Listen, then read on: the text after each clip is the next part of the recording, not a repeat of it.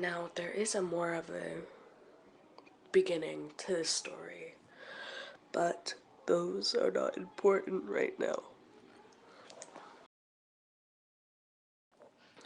This story has a pretty decent beginning. I was a prisoner in some type of circus, I guess, is what you can call it. But it wasn't a circus. This place was like a no other. And apparently I was in quote-unquote jail for something that I did, but I don't remember what I did. And the cellmaster, the guy that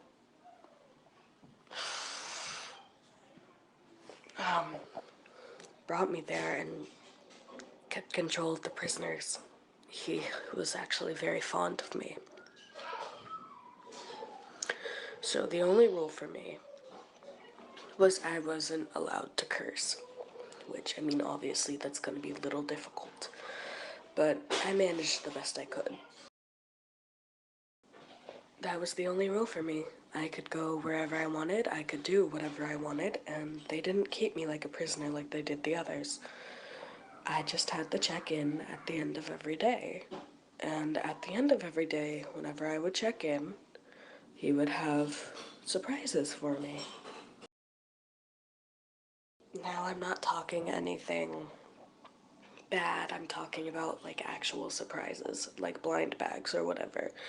And my personal favorite that he had was a blind draw to a circus.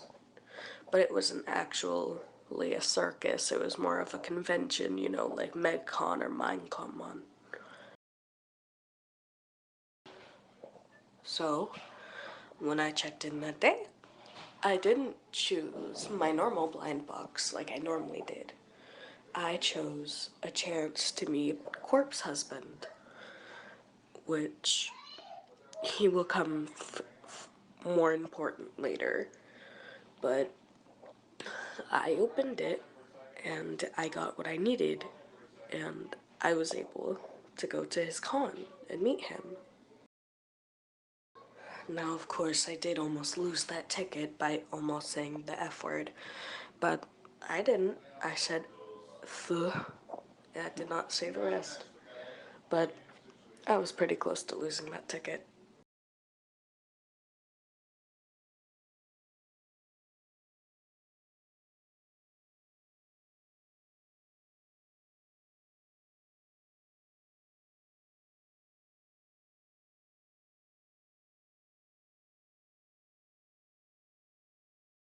The guy looked at me with suspicion, and I told him that I didn't say it, which was true, and he let me go the next morning, which was pretty great. So then I was transported to a house that actually had different children in it. And I suppose you could say it was like the Northern Express or the Polar Express on how I was supposed to get there, but it was pretty decent transportation, I guess. But how I was supposed to get on that train is pretty weird, actually. I was supposed to be singing in order to catch up to the train, and two children were along with me. And obviously, I'm older than them, so having an adult singing trying to get onto a train is pretty questionable. In the end, I was not able to get on the train because the part that was holding the cars together broke, and me and one of the kids had to find a way to another supposed circus that was also in the area. So we began walking, and we found another kid. Her name was Nicole, I believe, or something along those lines. But I found a cat along our way, and I picked her up because it was about to start raining. And yes, at this point, we were walking in drizzling water from the sky. Yes, it was sprinkling on us. But I couldn't leave the cat alone in the rain, and so I picked her up and I put her in a towel that I had in my bag. It was sooner rather than later that we found the second circus where the kids were going. But we also found the convention where I was supposed to be going. And at this point, I'm jumping off the walls. Metaphorically, of course. I mean, we're in the middle of the woods. But I start running with the cat in my arms, and I look up at the front, and it says the main person there is Jay Schlatt. And I'm like, okay, even if I don't get to meet Corpse here, I'll get to have met one of the people that I look up to. So I went in, put down the cat, asked one of the people to, like, look after her in case she did anything, and I set off to find Corpse. It turns out the convention I was in was a boy love convention in manga. You know how they do boy love, they do gay stuff, and I completely approve of it. I love it. But in my mind, I asked myself how many people here actually read gay love or boy love, and that's when I started looking around more, and then I saw him, Corp's husband, my husband. It turns out, while I was in jail for however long, for whatever I did, Corpse became a boy love artist and an author, which really surprised me because I thought his singing career was going off swell and amazing when I left home. But no, he was here, and I'm not exactly sure why I did this, but apparently, before I left home, the last thing I said to him was, "Daddy, I'm sorry." And this may come off as very cringy, but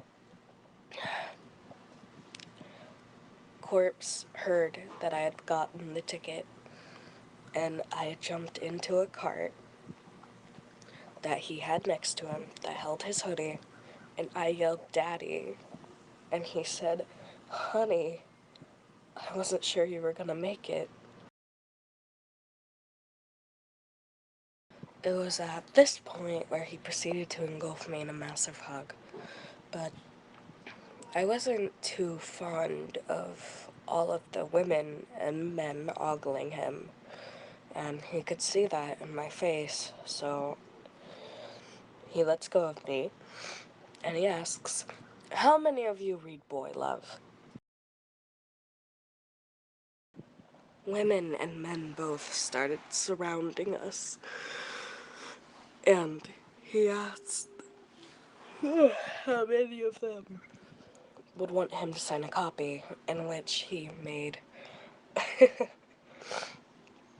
Apparently, this man is a magician because he made a book fly out of a girl's hands, and a marker signed it with his full signature, and which I thought was absolutely brilliant, but I didn't expect it, that's for sure. And he kept talking, but I didn't really listen at first. And then he got on the topic of why I was there and why I was holding his hoodie close to my chest. Corpse introduced me as his wife, and he told the story of how on our first date we went stargazing, and while we were stargazing, the stars formed shapes and faces and basically told out our whole future. But that wasn't all bright and sunshine for a while. Because in the stars, and I said this at the exact same time I'm telling you now, because Corpse was using his abilities to show the crowd what we saw that night. I said, looking down, I also saw a possibility of us splitting, with a dark, grim expression on my face, holding his hoodie to my knees, and whimpering silently. Corpse looked at me, and I did feel someone's hand on my back, rubbing me for comfort, but Corpse hugged me, and he said, yes, we have had audiences show resemblance in reoccurring faces, but here we are. We are here, and we are together, and we are happy. And with that, I looked up at him, and I kissed him on the lips. And then, right before I woke up, my mind went, wait, wasn't I here to see Alistair?